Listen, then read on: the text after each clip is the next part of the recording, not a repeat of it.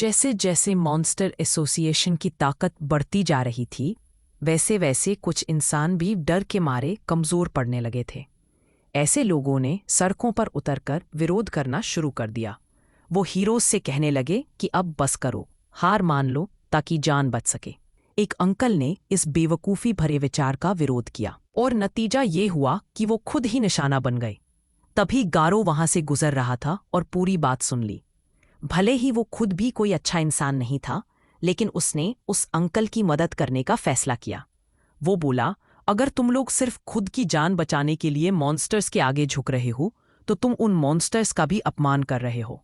गारो सोचने लगा, वाह, इंसानियत इतनी आसानी से हिल जाती है। तभी तो मॉन्स्टर्स दिन ब दिन मजबूत होते जा रहे हैं। अब हालात ये थे कि क्राइम हर जगह फैल गया था। गारो खुद भी सोच रहा था कि क्या अब भी कोई ऐसा मॉन्स्टर बचा है जो मुझ पर इम्प्रेशन डाल सके। अभी वो थोड़ा ही चला था कि आगे झगड़ा हो रहा था। पुलिस वैसे भी इन दिनों बहुत बिजी थी, तो छोटे मोटे गुंडों की तरफ ध्यान ही नहीं था। एक बड़ा सा आदमी सड़क पर बकबक कर रहा था, तो गारो ने झल्लाकर बोला, हटना रास्ते से। वो आदमी भड़क गया और चाकू लेकर झपट पड़ा, लेकिन गारो के सामने उसकी क्या औकात। गारो ने हल्के से हाथ मारा और चाकू 2 टुकड़े कर दिया। बेचारे गुंडे के डर से पसीने छूट गए। गारो के दिमाग में चल रहा था, मैं कोई आम मॉन्स्टर नहीं, लोगों को असली डर दिखाना मेरा तरीका है। क्योंकि वो भूखा था, इसलिए एक रेस्टोरेंट में घुस गया और बोला, एक एक्स्ट्रा मोटा स्टेक और साथ में चावल देना। कुछ ही मिनटों में पूरा खत्म कर दिया। लेकिन पेट अभी भी खाली लग रहा था, तो उसने 2-3 प्लेट और मंगाई और ऐसे खाने लगा जैसे हफ्तों से भूखा हो। लोग उसे देखकर हैरान, भाई ये आदमी है या ब्लैक होल। खाते खाते बेचारा गला अटक गया, लगभग दम घुट गया। शुक्र है पास में पानी की बोतल थी, वरना वहीं आउट हो जाता। अभी बगल की टेबल पर सैतामा भी बैठा था। उसने भी खाना खत्म कर लिया था। वो पैसे देने गया तो पता चला कि वॉलेट कहीं गिर गया है, शायद सुपरमार्केट में। जेनोस खराब था, कॉल भी नहीं कर सकता था। इत्तेफाक से तभी रेस्टोरेंट में चोरी और बिल न देने वालों के लिए चेतावनी वाला ऐलान हुआ। सैतामा सोच में पड़ गया, अबे मैं तो देश की सेवा करने वाला हीरो हूं और आज यहां फ्री में खाना खा गया। उसे लगा ये शायद इस साल की उसकी सबसे बड़ी क्राइसिस है। उसी वक्त खूबसूरत फुबुकी अंदर आई। सैतामा डर गया, लगा कि वेट्रेस बिल मांगने आई है। पूछा, तुम यहां क्या कर रही हो? फुबुकी बोली, तुम्हें ढूंढते ढूंढते जान निकल गई। सुना है तुम उस हीरो किलर को ढूंढ रहे हो, तो मैं मदद करूंगी, लेकिन बदले में मुझे 70% क्रेडिट चाहिए। सैतामा मुस्कुराया और वेटर से बोला, 1 प्लेट फ्रेंच फ्राइज और ले आओ। अब सैतामा बी रैंक के हीरोज में टॉप 7 पर था। ऊपर जाना मुश्किल था, तो उसे भी समझ में आया कि पार्टनरशिप जरूरी है। फुबुकी के पास जानकारी ज्यादा थी और सैतामा तो वैसे भी उस हीरो किलर का चेहरा तक नहीं जानता था। तभी फुबुकी ने कहा, अगर तू मेरा शिष्य बन जाएगा तो मैं सारा इन्फो दूंगी। वो बोली ही थी कि फ्राइज आ गए। सैतामा ने पूरी प्लेट उसके आगे रख दी। वो समझी कि सैतामा ने उसे ट्रीट दी है, तो मुस्कुराकर बोली, थैंक यू। सैतामा अंदर ही अंदर बोला, फंस गई। और फुबुकी सोचने लगी, वाह, अब ये मेरे लिए काम करेगा। इस तरह सैतामा अनजाने में ही फुबुकी ग्रुप में शामिल हो गया। उसी वक्त गारो बिना बिल चुकाए भाग गया। सैतामा को लगा वो उसी की बात कर रहे हैं, तो पसीने में भीग गया। फौरन दिखावा करते हुए बोला, अरे वो भागा, मैं पकड़ता हूं, और दौड़ पड़ा बाहर। पीछे से वेटर ने आवाज दी, साहब आपका बिल। सैतामा, फुबुकी ने खा लिया है, वही पेमेंट करेगी। फुबुकी के होश उड़ गए। ये गंजा तो सस्ता ही नहीं, कमीना भी है। दूसरी तरफ गारो भागते भागते सोच रहा था कि मॉन्स्टर बनने के लिए उसे किसी हीरो का सिर लाना होगा। लेकिन उसके लिए मॉन्स्टर का मतलब सिर्फ किसी को मार देना नहीं, बल्कि ऐसा डर बन जाना था जिससे लोग कांप उठें। गारो, अभी उसने देखा एक बच्चा जिसे वो पहले जानता था, उसे कुछ गुंडे परेशान कर रहे थे। गारो गरज उठा, छोड़ दो उसको। तीनों लड़के डरकर भाग गए। वो लड़का रोते हुए बैठा था। गारो ने कहा, क्या यार, ये मुंह क्यों बना रखा है? ऐसे ही तो लोग तंग करेंगे। फिर उसने कहा, वैसे बहुत दिन बाद मिले छोटे। लड़का बोला, अरे मैं छोटा नहीं, 18 साल का हूं। गारो हंसा और बोला, ठीक है, अब घर जा, देर हो रही है। लड़का बोला, माफ करना, उस दिन मैं भाग गया था जब आपने सबको बचाया था। उसने बताया कि उसने सब कुछ देखा था, कैसे गारो ने गोलियों से सबको बचाया। वो बोला, आपने सही किया, हीरोज ही गलत थे। गारो कुछ कहने ही वाला था कि लड़के ने न्याय शब्द कहा और गारो के तो रोंगटे खड़े हो गए।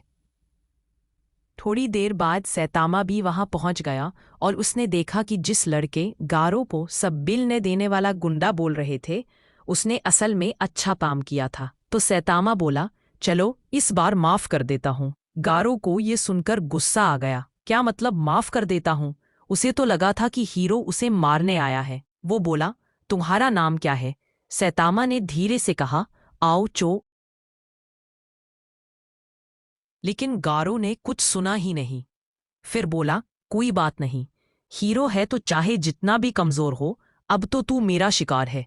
पास में खड़ा छोटा लड़का बोला, पर वो आदमी तो किसी हीरो मैगजीन में नहीं है, शायद नया हीरो होगा। फिर उसने गारो से पूछा, अरे अंकल, क्या आप सच में खाना खाकर पैसे दिए बिना भागे थे? अगर हाँ, तो अब छोड़ दीजिए, क्योंकि वो गंजा हीरो आपको माफ कर चुका है। ये बात गारो के अहंकार पर लग गई। अब तो हालत ये थी कि मॉन्स्टर एसोसिएशन, हीरोज और यहाँ तक कि बच्चे तक उसे दया की नज़र से देखने लगे थे। तभी उसे खबर मिली कि उसका गुरु अब भी जिंदा है। अंदर से उसे राहत मिली, लेकिन साथ ही समझ आ गया कि वो अब तक पूरी तरह दृढ़ निश्चय वाला नहीं बना है। तो उसने ठान लिया, अब मौका नहीं छोड़ूंगा। गारो ने हीरो का सिर लाने का निश्चय किया और सामने खड़े सैतामा पर हमला कर दिया। लेकिन उसे क्या पता था कि सैतामा कितना ताकतवर है। गारो ने बस उसका कंधा छुआ ही था कि अगले ही पल सैतामा का मुक्का उसके मुंह पर था। सैतामा बोला, चलो ठीक है, मैं जा रहा हूं। आखिर हम दोनों ने ही बिल नहीं दिया ना, तो बराबर। और यूं ही हीरो हंटर 2 सेकंड में फिर से धूल चाट गया। पास खड़ा बच्चा सब देख चुका था। सैतामा ने उससे पूछा, क्या तू जानता है मैं कौन हूं? बच्चा बोला, न। सैतामा हैरान रह गया, बोला, अरे मेरी फोटो तो कहीं भी नहीं है क्या? उसने लड़के की मैगजीन उठाकर देखी। सच में उसका नाम अंदर नहीं था। निराश होकर सैतामा बोला, छोड़ो, किसी को पता ही नहीं कि मैं हीरो हूं, क्या फायदा, और चला गया। गारो बाद में होश में आया तो लड़के ने बताया, वो गंजा हीरो कह रहा था कि गलती से मार दिया, अब वो चला गया। गारो हक्का बक्का रह गया, मैं हार गया? वो भी इतनी आसानी से? लड़का बोला, वो तो तुम्हारी सीक्रेट प्लेस पर मारा था, तभी तो तुम गिर गए। गारो चेंप गया। उसी वक्त 2 मॉन्स्टर वहां पहुंच गए, जो गारो की निगरानी करने आए थे।